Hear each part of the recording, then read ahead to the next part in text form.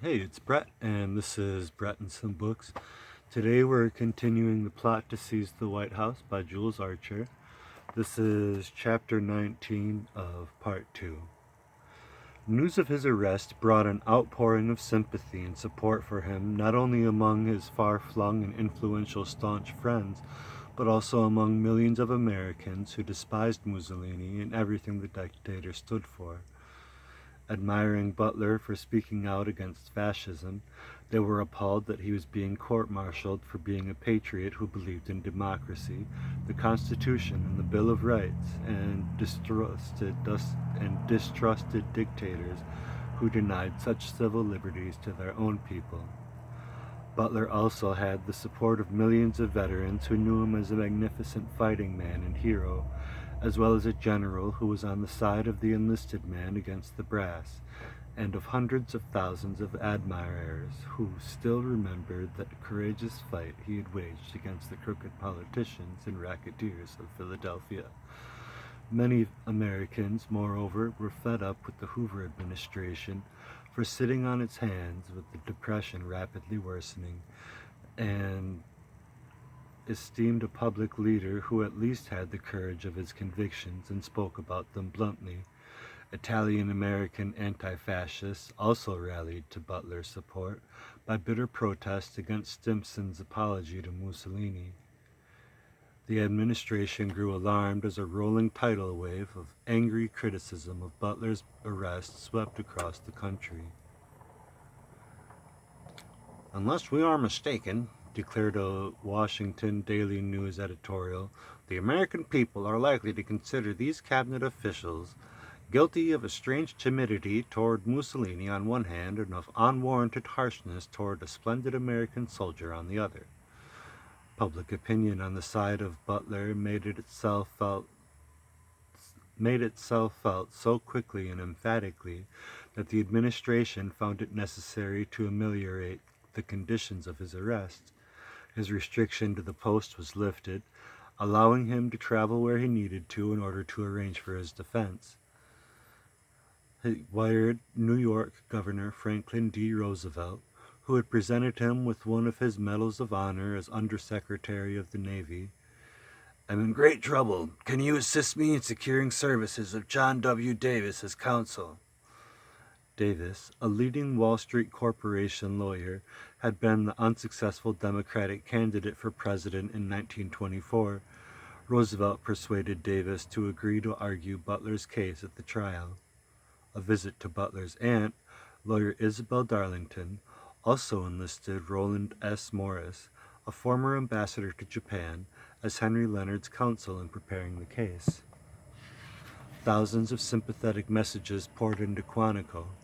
Butler was deeply touched by two letters especially.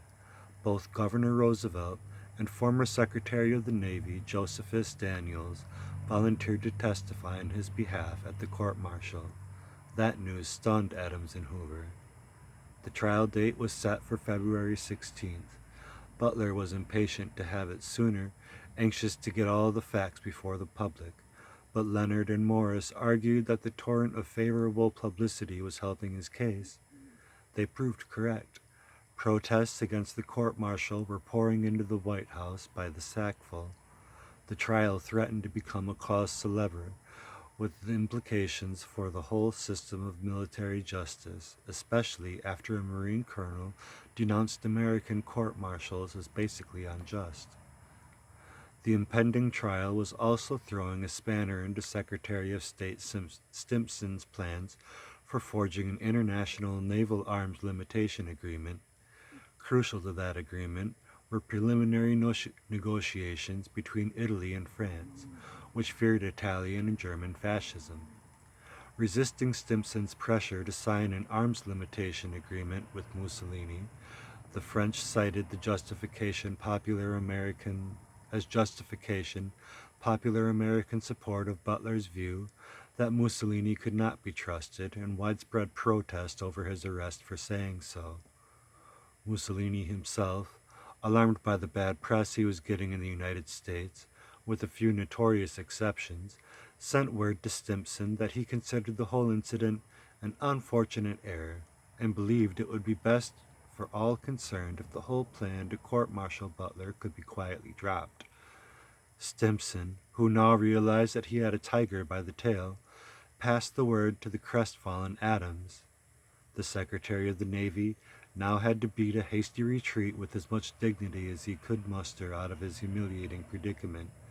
He sent Leonard a letter announcing his decision to, quote, settle the matter, end quote, of by calling off the court-martial and simply detaching Butler from his command with a reprimand, placing him on the inactive list with the limbo status of awaiting orders. In polite language, Leonard told Adams to go to hell. A few hours later, after checking with his principals, the Secretary of the Navy then offered to let the whole thing drop by just detaching Butler from the command and issuing the reprimand. Again, Leonard turned him down flatly. Adams frantically tried a third proposal. The administration would settle, he now pleaded, for an official letter of apology. There would be no court-martial and no removal of Butler from Quantico. Roaring a third refusal, Leonard demanded that Adams stop dawdling and proceed to trial. By now, the administration, in a state of near panic, meekly asked Leonard just what terms for settling the matter would be acceptable to General Butler. Leonard, jubilant at this abject surrender, conferred with Morris and Butler. Angry at his prosecutors, Butler wanted to insist on the court-martial, but as he confided to a relative on February 12th, "Mother and Bunny were both breaking under the strain." He decided that it wasn't worth their anguish to fight the establishment to a finish.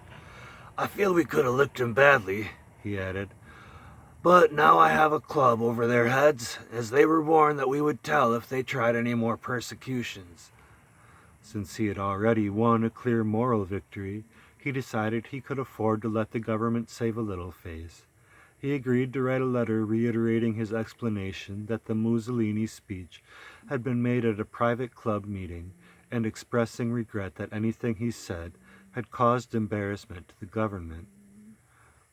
He would accept the gentle reprimand, which was, however, not to be written by Adams, but by Leonard himself for Adams to sign. In return for these concessions, the government would announce that it was dropping its court-martial and was immediately restoring the general to his command with full rank and privileges, without prejudice of any kind. The administration hastily accepted Butler's terms, and the suitable papers were drawn. On February 9th, the court-martial was canceled, and a mild reprimand credited Butler's explanation that his speech had been intended to be, quote, confined to the limits of four walls, end quote, as well as acknowledging his, quote, long record of brilliant service, end quote. One newspaper headlined the story, "You're a very bad boy," says Adams to Butler. The general's admirers grinned in delight. He was released from arrest and restored to duty, his command flag once more fluttering over Quantico. It was a signal and remarkable victory for a lone Marine officer to win over the President of the United States and the Secretaries of State and Navy. "I was glad to see Smedley Butler get out of his case as he did," Will Rogers wrote in his column on March 15, 1931. "You know, that fellow just belongs in a war all the time. He don't belong in peacetime. He's what I would call a natural-born warrior. We will fight anybody, any time. He just can't distinguish peace from war. He carries every medal we ever gave out. He has 2 Congressional Medals of Honor, the only man that ever got a double-header. You give him another war and he will get another one. I do admire him."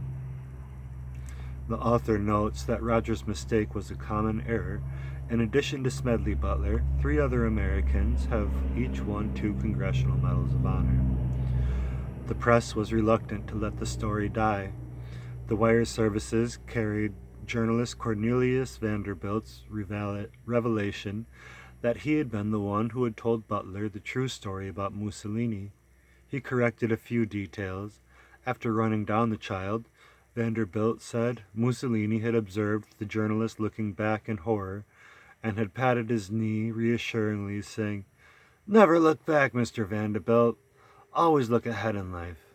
Italian officials now sought to deny that Vanderbilt ever had ridden in a car with Mussolini. Butler was appalled, but not too surprised, to read that Ralph T. O'Neill, national commander of the American Legion, had presented to Italian Ambassador Di Martino a resolution in praise of Mussolini, passed by the National Executive Committee. There were powerful and influential wealthy elements in the Legion worship who admired Mussolini's shackling of Italian labor unions under the guise of fighting Reds. Now that he had defeated the attempt of his enemies to court-martial him, Butler revealed to his friends that he intended to go ahead with his original plan to retire at the end of the year. On March 1st, he informed the press, barking, "Get this clear! I am not resigning!"